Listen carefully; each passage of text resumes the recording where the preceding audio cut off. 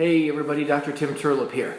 This installment of 3 Minutes to Vitality, I'm going to talk a little about a new study that was just printed in a journal called Frontiers of Immunology. Kind of a cool study actually, because it takes one step further. We talk frequently about highly nutrient-dense foods and a more plant-based character to our diet, because the research is just coming out over and over and over again in supporting why that is so health-giving. Well, a current study was looking at memory and cognition in aging.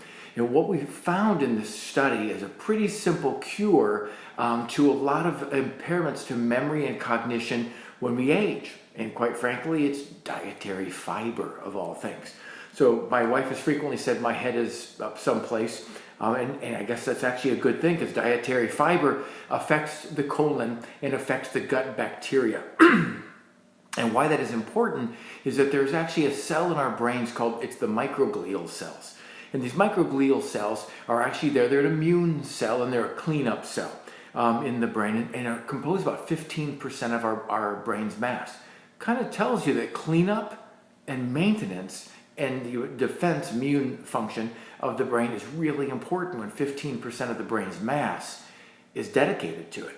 Well, as we get older, one of the things that happens is we get chronic inflammation of these cells, and unfortunately then the brain can't clean up, it can't function, it can't defend itself against nutritional problems, viral invaders, autoimmune functionalities, other things that could happen.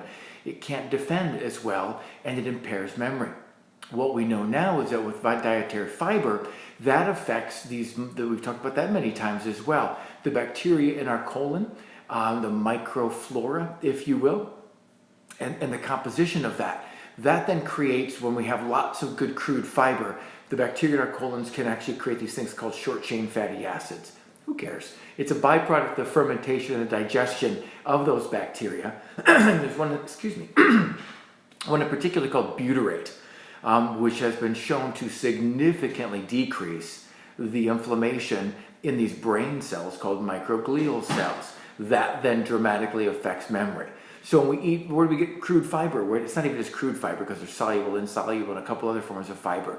But where we get this is actually from plants, it's from vegetables, it's from beans, it's from fruits, it's from legumes, it's from seeds, it's from nuts, it's from whole grains to a lesser extent. It's from all those good whole foods that are plant-based. Because when it comes to eating meat or flesh of any kind, there is no fiber whatsoever in it. So again, it's one more cool way to actually look at it and go, the more vegetables, was Mom right again? Mom was right again. Eat those vegetables and fruits. I hate when I have to admit to her over and over again that she was right, but she really is. So fiber, really great, not just for other things, but now we're seeing for memory and cognition and inflammation overall. Pretty great stuff. So until we see you next time, thanks again for watching.